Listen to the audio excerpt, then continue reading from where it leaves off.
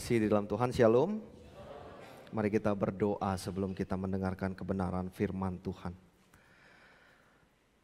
Biarlah pujian ini sungguh lahir dari hati kami ya Tuhan, bahwa menyenangkan Tuhan itu menjadi hasrat utama kami, menjadi kerinduan kami seperti rusa yang haus akan air, demikian jiwa kami merindukan Engkau. Berbicaralah atas setiap kami ya Tuhan, kami siap untuk mendengarkan. Biar apa yang kami dengar boleh kami pahami, kami mengerti, kami hidupi di dalam kehidupan kami. Demi Kristus Yesus kami berdoa mengucap syukur. Amin. Sekali lagi shalom.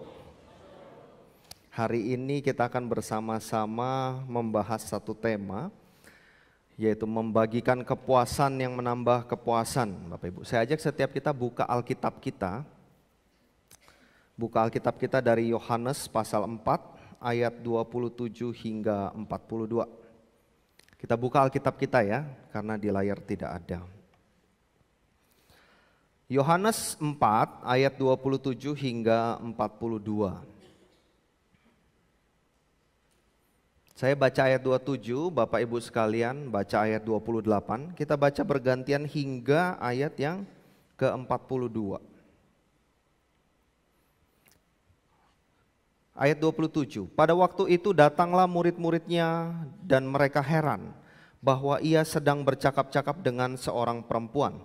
Tetapi tidak seorang pun yang berkata, apa yang engkau kehendaki atau apa yang engkau percakapkan dengan dia?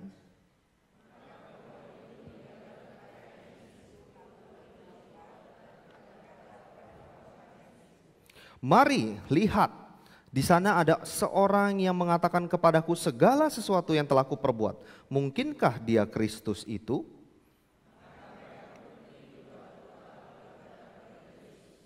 Sementara itu murid-muridnya mengajak dia, katanya, Rabi, makanlah.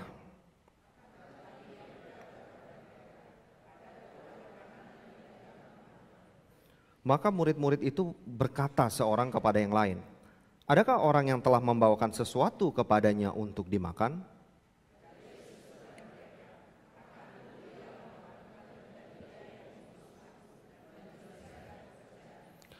Bukankah kamu mengatakan 4 bulan lagi tibalah musim menuai, tetapi aku berkata kepadamu, lihatlah sekelilingmu dan pandanglah ladang-ladang yang sudah menguning dan matang untuk dituai.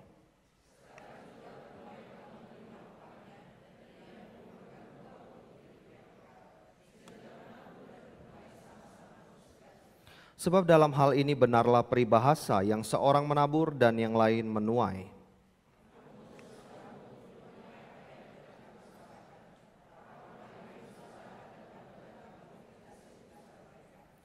Dan banyak orang Samaria dari kota itu telah menjadi percaya kepadanya karena perkataan perempuan itu yang bersaksi. Ia mengatakan kepadaku segala sesuatu yang telah kuperbuat.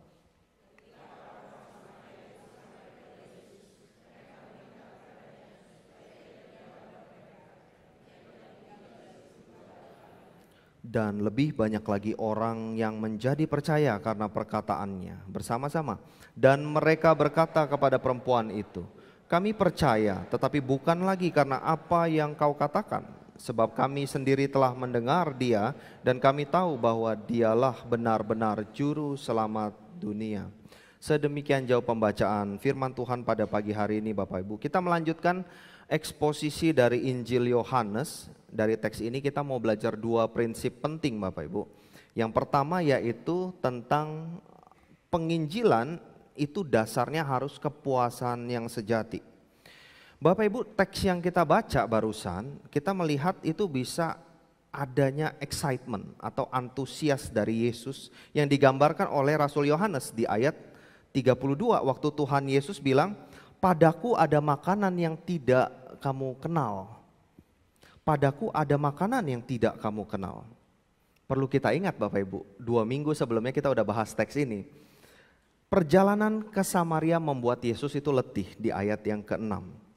Oleh karena itu Yesus sangat letih di perjalanan. Sehingga ayat 8 itu bilang apa? Murid-murid ke kota untuk beli makan. Ketika murid-muridnya selesai kembali beli makan, ajak Yesus makan di ayat 31. Tuhan Yesus bilang apa? padaku ada makanan yang tidak kamu kenal. Tuhan Yesus nggak bilang kondisi lapar, tapi Tuhan Yesus nggak bilang terima kasih untuk makanan yang kalian bawa, saya sangat lapar. Tapi Tuhan Yesus bilang ini, padaku ada makanan yang tidak kamu kenal. Murid-murid kemudian bingung Bapak Ibu.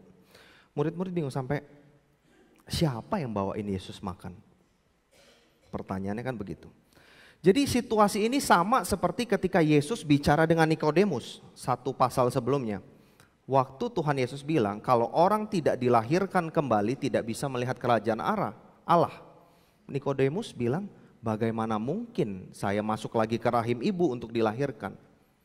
Seperti juga pembicaraan dengan perempuan Samaria di teks atas ya pasal 1 sampai 26. Tuhan tawarin mereka air hidup, tawarin perempuan Samaria ini. Tetapi perempuan Samaria bilang, Tuhan kamu gak punya timba, sumur ini amat dalam. Orang-orang yang dijumpai Yesus termasuk murid-muridnya masih berpikir berhenti pada level pemikiran yang sama. Yaitu segala sesuatu yang harafiah, segala sesuatu yang jasmani, segala sesuatu yang fisik levelnya. Padahal Tuhan Yesus mau bawa setiap mereka kepada pengenalan yang lebih tinggi, yaitu persoalan kerohanian. Pemahaman di level rohani Bapak Ibu, yang mana itulah yang terpenting. Kalau kita lihat ya di ayat 28 dan 29 Bapak Ibu, ini adalah respon dari perempuan Samaria akibat perjumpaannya dengan Yesus. Responnya gimana? Responnya adalah sukacita sekaligus bingung. Bingungnya kenapa? Mungkinkah dia itu Kristus? Dia tahu segala pergumulanku, dia tahu segala dosaku. Bahagia tapi bingung, ini Kristus, ini Mesias atau ini dukun atau cenayang. Namun kondisi tersebut memberikan kekuatan kepada perempuan Samaria untuk keluar. Dia pergi ke kota, kabarin sama orang-orang Samaria, ayo lihat. Ada orang yang telah menyatakan segala sesuatunya kepadaku, mungkinkah dia itu Kristus? Excitement yang sama dialami juga oleh Tuhan Yesus. Waktu dia berjumpa dengan perempuan Samaria, percakapan terjadi. Tuhan Yesus melihat respon orang Samaria, perempuan Samaria, menunjukkan bahwa apa? Di luar dari batasan-batasan orang pilihan, di luar dari Yahudi, di luar Yerusalem, ada kelaparan dan kehausan rohani yang begitu besar, yang perlu dikenyangkan, yang perlu dipuaskan. Bapak Ibu Saudara, kalau saya tanya makanan itu fungsinya apa? Saya pikir kita sepakat bahwa makanan itu fungsinya sumber energi ya. Untuk kita bisa melanjutkan kehidupan kita, menyambung hidup. Makan supaya sehat, makan supaya menyambung hidup. Sederhananya tidak makan mati. Makan untuk hidup. Yesus bilang kepada murid-muridnya begini, makananku ialah melakukan kehendak Dia yang mengutus aku dan menyelesaikan pekerjaannya. Bersama-sama kita baca ya. 1, 2, 3. Makananku ialah melakukan kehendak Dia yang mengutus aku dan menyelesaikan pekerjaannya. Apa yang diselesaikan waktu Tuhan Yesus disalib itu yang selesai. Tuhan Yesus bilang sudah selesai. Pekerjaannya adalah menebus manusia, menyelamatkan yang hilang. Dari pembacaan kita 1 bulan terakhir, Yohanes 3, Yohanes 4, itu kita bisa lihat siapa yang diselamatin Yesus. Nikodemus salah satunya, perempuan Samaria salah duanya. Bahkan di sini murid-murid sedang diajak kepada pemikiran yang lebih tinggi rohani. Bapak Ibu, ada satu kepuasan atau kalau bandingannya sama makan itu kekenyangan. Bukan kekenyangan ya, kenyang gitu ya, kekenyangan mah itu kepenuhan gitu. Kenyang yang lebih besar ketika melakukan kehendak Bapa. Yaitu apa? Mengajar perempuan Samaria itu, kasih tahu soal hidup yang kekal. Dibandingkan makanan apapun yang dibawa oleh murid-muridnya. Saya yakin secara fisik Yesus lapar. Tapi Tuhan Yesus bilang, makananku ada padaku makanan yang tidak kamu ketahui. Saya percaya Yesus dalam kondisi yang letih dan lapar. Tetapi itu tidak menjadi yang utama ketika makanan yang utama itu sudah dimakan. Yaitu melakukan kehendak Dia yang mengutus aku dan menyelesaikan pekerjaannya. Di sini Tuhan Yesus juga mau bawa setiap murid-murid kepada pemahaman yang lebih tinggi. Jangan pikirnya cuma makanan jasmani doang. Ada satu prioritas utama di dalam melakukan kehendak Bapa, dan itu adalah kepuasan yang sejati, yang menjadi landasan untuk kita bisa membagikan Injil. Saya ajak setiap kita lihat satu video berikut Bapak Ibu.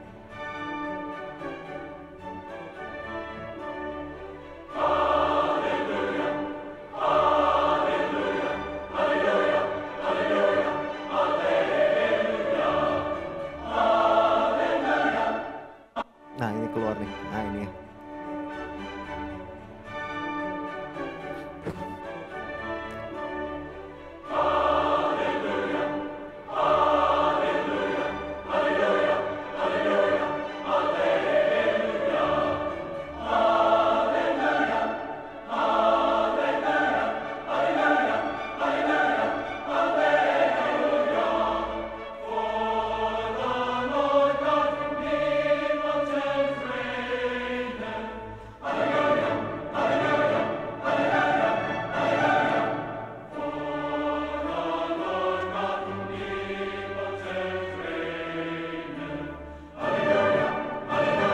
Oke, boleh di pause ya.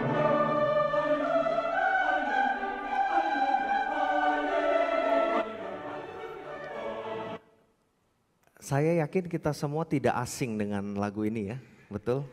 Paduan suara Git-Get udah pernah tampilin pasti ya. Oratorio Mesaya, kaget saya. Oratorio Mesaya.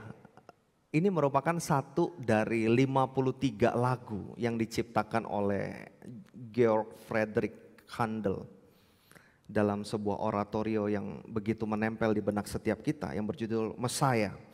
Oratorio itu apa Bapak Ibu? Oratorio itu karya musik yang besar untuk ditampilkan ke publik umum seperti konser gitu ya. Yang kisahnya diambil dari Alkitab. Karya ini secara khusus itu punya hati di kalangan pecinta musik klasik. Tidak peduli agamanya apa, pasti tahu karya ini. Handel, Mesaya, bahkan pernah menyanyikannya. Bukan hanya di kalangan pecinta musik, di kalangan orang awam juga lagu ini sangat umum Bapak Ibu. Pada mulanya lagu ini diciptakan, oratorio ini diciptakan oleh Handel untuk apa? Untuk penggalangan dana. Ditampilkan di Dublin pertama kali tahun 1740-an. Lebih lagi karya ini tuh dibikin sama Handel untuk apa? Untuk memperkenalkan musik yang baik, musik yang bagus, musik yang indah. Yang tadinya itu adalah sajian untuk kaum elit atas, raja-raja dan orang-orang di sekitarnya. Handel mau bikin satu musik yang bagus, kualitas tidak diturunkan, tapi untuk kalangan yang lebih luas dari berbagai tingkatan sosial. Dan tujuan ini berhasil Bapak Ibu. Sampai sekarang karya ini masih sering ditampilkan, mau itu di level profesional, level amatir, baik itu di gedung-gedung pertunjukan yang besar, di gereja-gereja, itu masih sering ditampilkan. 3 bagian besar dari karya ini yaitu, bagian pertama soal nubuatan, akan hadirnya Mesias, digenapi di part yang kedua, tentang penggenapan penebusan melalui penebusan Kristus. Dan di bagian yang ketiga itu tentang nyanyian kemenangan atas maut. Yang saya ingin kita perhatikan bersama adalah proses pembuatan dari karya ini Bapak Ibu.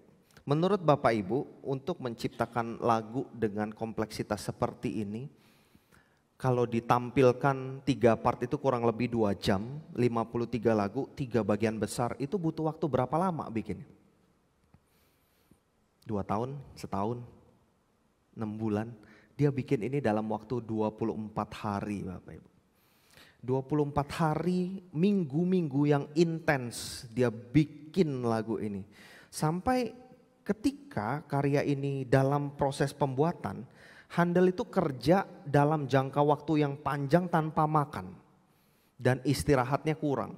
Bukan dalam artian yang negatif, tapi dalam artian yang positif. Saking semangatnya, saking antusiasnya. Pelayan-pelayan yang bawain dia itu makanan seringkali tidak dimakan utuh.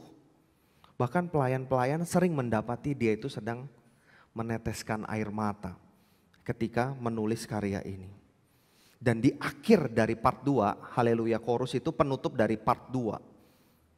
Dia menuliskan pengalaman spiritual yang demikian. Saya melihat surga itu di hadapan saya. Dan ada Tuhan yang agung, Tuhan yang besar, duduk di tahtanya, dikelilingi oleh sekumpulan malaikat. Satu pengalaman spiritual yang tidak bisa dibandingkan dengan apapun, Bapak Ibu. Lebih-lebih daripada sekedar makan.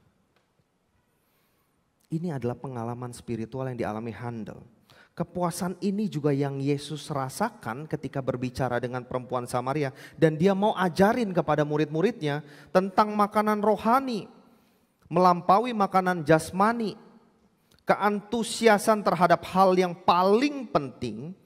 Sebagaimana diajarkan Yesus, itulah yang semestinya menjadi prioritas bagi kita. Makanannya adalah melakukan kehendak Bapa adalah apa? Yaitu kabarkan tentang kehidupan kekal itu. Soal PI Bapak Ibu, soal penginjilan. Bapak Ibu pertanyaan ya, apa sih problem kita itu enggan untuk PI? Apa sih permasalahan kita itu sulit untuk mengabarkan Injil itu apa?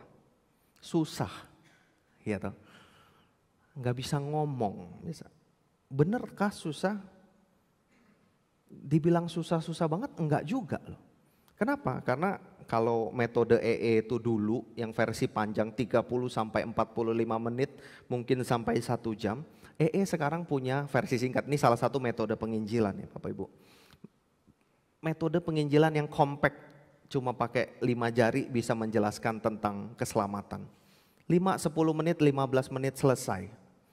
Kalau dibilang susah, bukan. Problemnya adalah gini Bapak Ibu. Kita itu nggak bisa jadi saksi. Kita itu tidak bisa PI, tidak bisa menginjili, tidak bisa kasih tahu orang tentang kalian itu butuh air hidup loh. Kalian itu punya spiritual needs. Kalian itu punya kebutuhan rohani. Sedangkan kita sendiri nggak punya spiritual appetite. Kita nggak punya nafsu makan rohani. Kita nggak punya selera makan rohani. Murid-murid bawa makanan kasih Yesus, Yesus bilang padaku ada makanan yang kamu gak ketahui yaitu melakukan kehendak Bapa. Gak nangkep murid-muridnya. Karena selera makannya bukan itu. Kita gak bisa kasih tahu orang untuk percaya Yesus sedangkan kita sendiri gak doyan sama firman. Kita gak punya yang namanya spiritual appetite itu. Kita gak mungkin pernah mengabarkan Injil kalau kita sendiri gak selera akan Injil. Kita nggak mungkin sharing makan rawon nguling itu enak. Tapi kita nggak doyan rawon, nggak mungkin kita sharing. Kita mesti doyan dulu, baru kita bisa bagikan. Di kepala kita seringkali itu isinya bukan masakan bermutu tinggi dan lezat Michelin star, yaitu Injil. Di kepala kita adanya junk food gitu. How to become rich, how to become famous. Ketenaran, pengakuan, semua dunia mau kita punya. Saya nggak lagi bilang bahwa jadi kaya itu salah Bapak Ibu. Saya nggak lagi bilang dikenal orang itu salah. Saya nggak lagi bilang kita itu punya kehebatan, punya expertise itu salah. Bukan. Tetapi ketika hal-hal tersebut yang menjadi tujuan utama kita, menu utama kita, bukan memuliakan Tuhan, maka itu menjadi salah. Bapak Ibu, kita itu punya buku ini. Nah, ya GKT 3 itu punya catatan yang cukup baik dengan sejarahnya. Ini buku setengah abad GKT 3, judulnya Iman yang Beri Menang. Isinya di dalam banyak kesaksian. Kesaksian bagaimana gereja ini dipimpin oleh Tuhan sampai pada usia 50 pada waktu itu, tahun 90 awal. Saya ambil satu kesaksian Bapak Ibu dari penatua kita, Penatua Cokro Cahyono. Di dalam buku ini beliau menulis tentang kesaksian hidupnya. Judulnya menarik. Judul kesaksiannya itu Antara Pelayanan dengan Bisnis. Gitu judulnya. Jadi Penatua Cokro ini kenal Yesus itu ketika di pemuda Sion. Beliau kenal dengan Tuhan, merasa ada yang kosong dalam hidupnya, diajak itu ikut persekutuan pemuda Sion dan pada akhirnya tahun 70 tobat. Pada akhirnya tahun 70 menyerahkan diri kepada Tuhan. Dia menuliskan bahwa hidupnya, pelayanannya, pekerjaannya itu adalah untuk memuliakan Tuhan.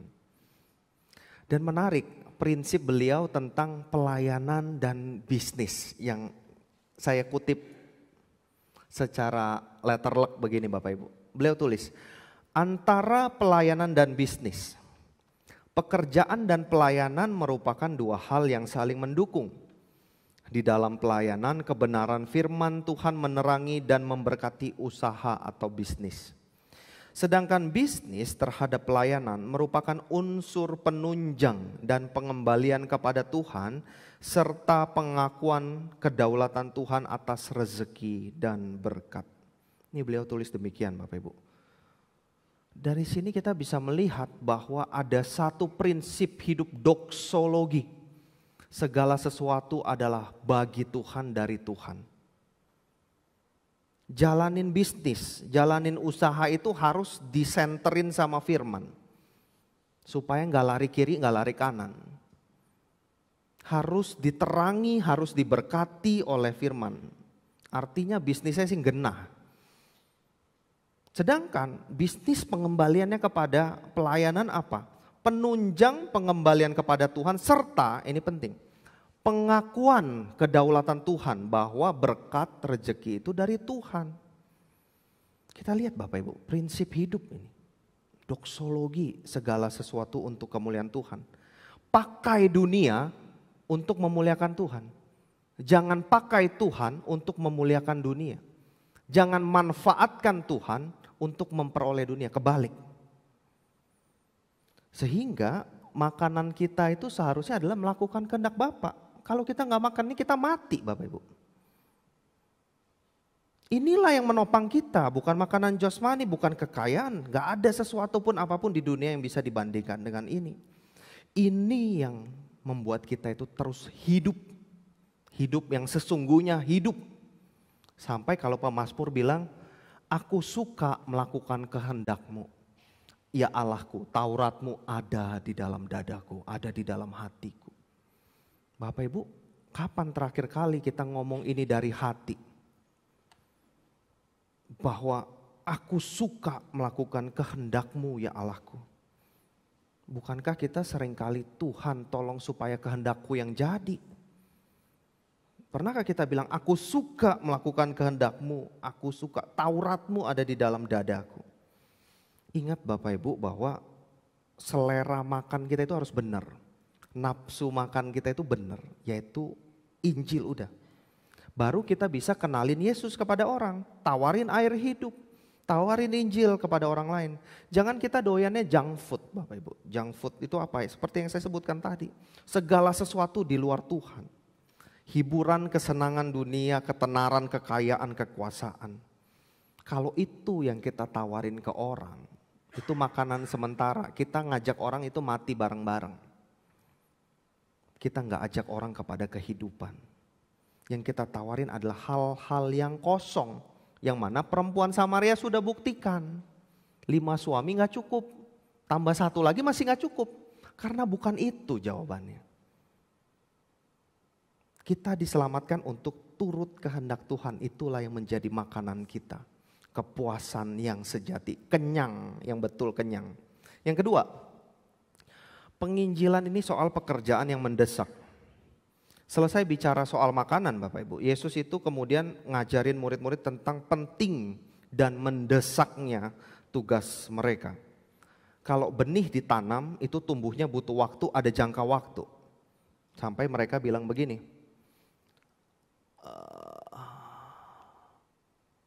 ini saya bacain aja ya ayat 35. Ayat 35, bukankah kamu mengatakan 4 bulan lagi tiba musim menuai? Tetapi Yesus berkata apa? Yesus berkata, lihatlah sekelilingmu. Pandanglah ladang-ladang yang sudah menguning dan matang untuk dituai. 4 bulan lagi panen, kata kalian kan? Enggak, sekarang ladangnya sudah menguning, sudah siap untuk dituai. Ini enggak lagi ngomong teori, ini memang bahas soal peribahasa, tapi ini kejadian yang nyata. Kenapa? Karena di ayat 29-30, waktu perempuan Samaria selesai bicara dengan Yesus, apa yang dia lakukan? Dia keluar, balik ke kota, ngabarin bahwa dia setelah ketemu Kristus. Sehingga maka mereka pun pergi keluar kota, datang kepada Yesus. Ini saat itu juga Bapak Ibu. Ladang sudah memutih, gitu, dalam bahasa aslinya memutih. Kenapa? Karena ada beberapa penafsir bilang orang Samaria itu pakainya putih-putih. Ladangnya sudah memutih, sudah siap untuk dituai. Mereka datang, ini waktunya panen. Dan inilah makanan Yesus yang secara spesifik adalah ngajarin orang Samaria. Apa sih soal hidup yang kekal itu? Gimana sih memperoleh hidup yang kekal itu? Kita maju ke ayat 36-38. 36, 38, 36 sampai 38 itu menarik untuk kita bahas Bapak Ibu. Karena Tuhan Yesus bilang, penabur dan penuai sama-sama bersuka cita. Ini konsep kerajaan Allah. Dan tidak ada problem di dalam konsep kerajaan Allah, siapa tabur, siapa tuai, gak ada masalah. Tapi di dalam konsep dunia ini problem, ini masalah. Penting untuk tahu siapa yang tabur, siapa yang tuai, siapa yang mulai, siapa yang mengakhiri. Penting. Proyek ini gak mungkin jalan nih kalau gak saya yang inisiasi, kalau gak saya yang inisiatif bergerak dulu. Orang lain bilang, dia mah bisanya mulai doang. Yang selesain ujung-ujungnya saya, yang tukang sapu saya. Masing-masing butuh pengakuan, masing-masing butuh penghargaan. Konsep Alkitab gak gitu. Konsep Alkitab penabur, penuai sama-sama bersuka cita. Gak ada soal siapa tabur, siapa tuai. Paulus kan juga bilang gitu di 1 Korintus 3. Aku menanam, Apolos menyiram, gak ada soal. Tuhan Yesus pun perannya berganti-ganti, kadang penabur, kadang penuai. Di Yohanes 3 kita udah bahas bulan lalu, waktu Yesus selesai dibaptis, kemudian Yesus dan murid-muridnya membaptis. Murid-murid Yohanes lihat, itu kok guru bilang, muridnya Yohanes bilang, itu orang yang kamu baptis sekarang membaptis orang loh. Ini konsep dunia. Yohanes gak terjebak, Yohanes kan bilang, itulah sukacitaku. Dan sukacitaku menjadi penuh. Ia harus makin besar, tetapi aku harus makin kecil. Jadi tidak ada soal Bapak Ibu. Siapa yang menabur, siapa yang menuai. Yang menjadi persoalan adalah kalau kita itu nganggur. Kalau kita itu nunda. Masih 4 bulan lagi. Nanti masih 4 bulan lagi baru tuai. Santai dulu. Enggak, itu problem. Kita terbuai dan kita tidak mengerjakan apa-apa. Bapak Ibu, saya yakin setiap kita tidak asing dengan beliau. Ya, ini adalah Penatua Ko Tuan Ching. Saya ingatkan lagi kepada setiap kita tokoh-tokoh pendiri GKT ini ya. Penatua Ko Tuan Ching atau yang kita kenal dengan Kau Chang Lao, Tua-Tua Ko. Beliau adalah orang yang berjasa atas munculnya GKT sampai pada hari ini. Dikenal sebagai apa Bapak Ibu? Kalau Penatua Kau Chang Lao ini dikenal sebagai apa? Boksu apa? Hah? Boksu payung hitam. Beliau ini dikenal sebagai Boksu payung hitam. Setelannya putih-putih, bawa payung hitam kemana-mana keliling untuk kabar Injil. Saya baca tentang perjalanan hidup dari Kau Chang Lao ini, Penatuaku. Titik perjumpaannya dengan Tuhan Yesus itu terjadi pada bulan Maret tahun 1939. 1939 ketika penginjil John Sung itu datang KKR di Surabaya. Beliau itu datang ikuti seminggu, kemudian dicatat bahwa beliau ini mendapatkan kebangunan roh Allah. Beliau merasa Tuhan panggil secara khusus sehingga punya tekad untuk melayani Tuhan. Pada September tahun 1939 kedatangan John Sung yang kedua kali. Di momen itu kesegeraan terjadi, segera nggak tunda-tunda. Setelah selesai KKR, John Sung itu membekali orang-orang itu dengan ilmu penginjilan sederhana. Kemudian diutus untuk menginjili berdua, Putau Tue. Maafkan kalau nadanya salah ya. Kelompok PI ini, Putau Tue. Dua-dua, salah satunya Penatua Ko. Kau Changlao ini dipercayakan untuk pegang Jawa Timur dan Bali. Dan beliau lakukan dengan setia menginjili. Berbekal dengan itu Penatua Ko itu mulai berjalan dari rumah ke rumah dengan setelan putihnya dan payung hitamnya. Mengunjungi rumah-rumah orang. Kalau yang udah Kristen dikasih penghiburan. Bahwa ada penghiburan di dalam Kristus. Yang belum Kristen dikasih hadiah. Hadiahnya yaitu kabar baik. Yaitu berita tentang Yesus Kristus. Singkat cerita Bapak Ibu. Terbentuklah embrionya GKT 3. Dan juga cikal bakal Saat. Waktu itu namanya masih Ma'at, Madrasah Alkitab Asia Tenggara. Atau Mandarinnya itu Putau Chen Chin Hui.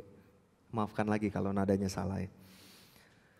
Ibadah pertama GKT 3 itu dilaksanakan di rumah Bapak Ibu. Di rumah di Jalan Lombok atau Nusa Kambangan saya lupa ya.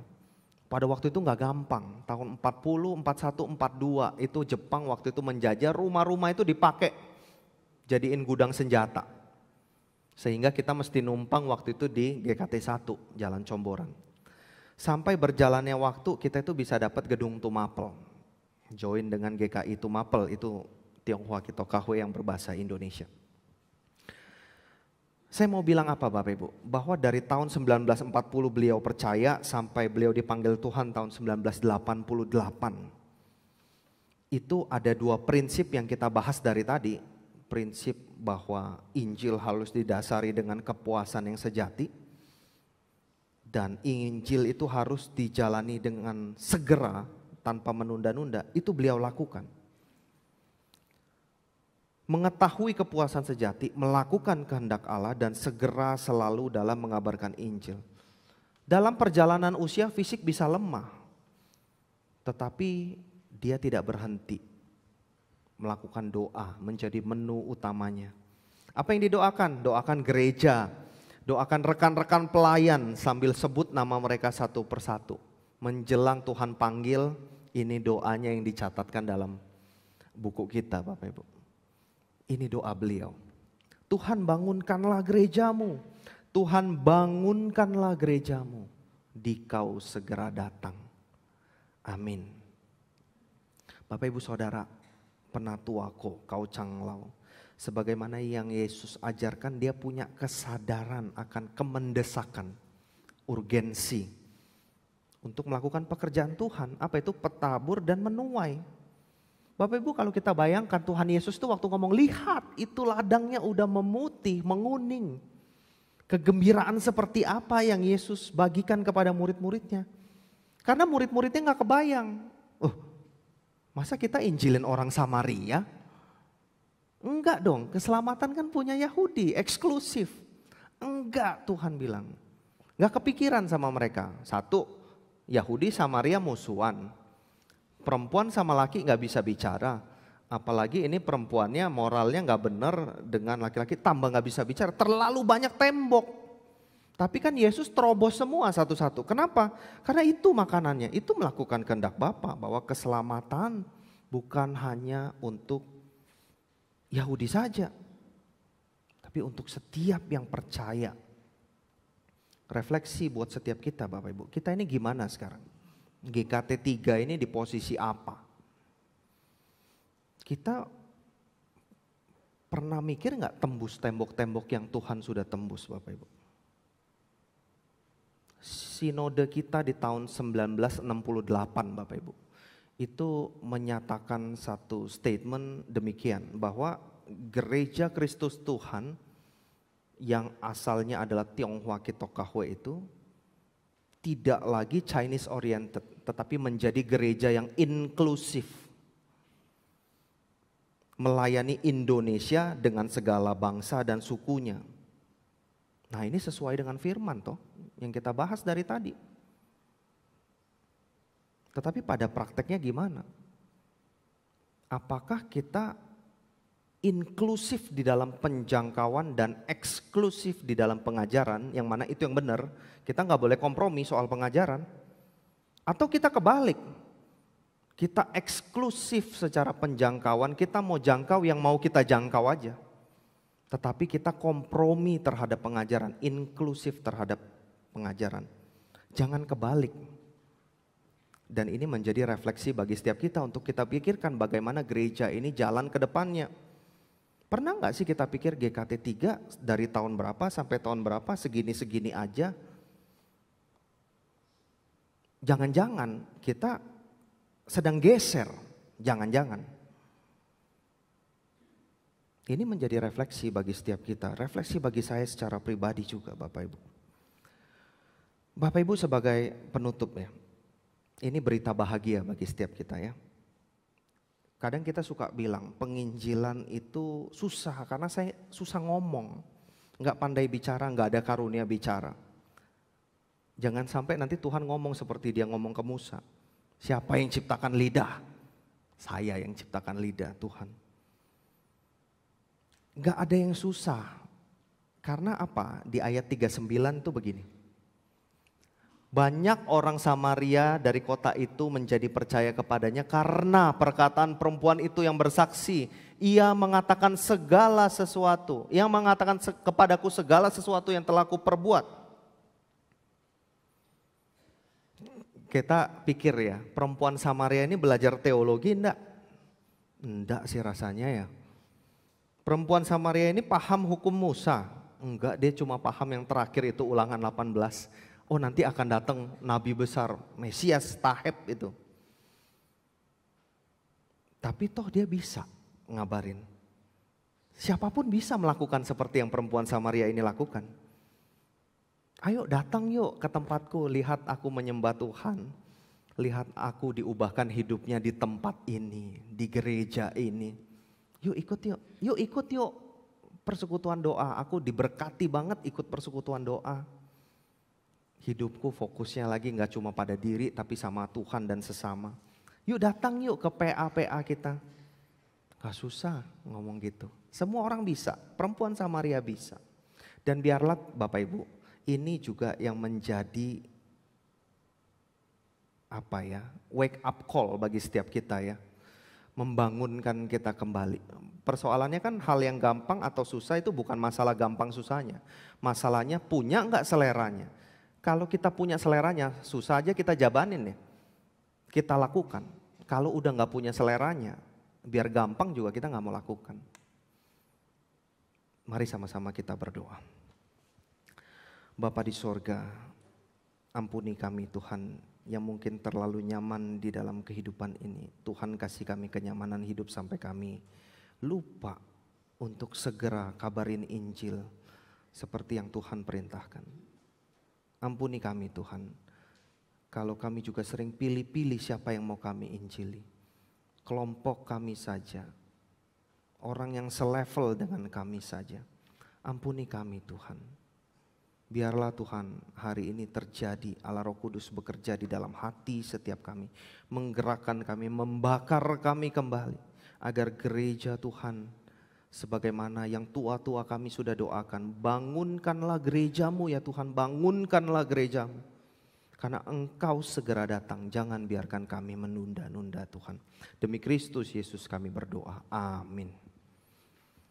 Tuhan Yesus memberkati setiap kita.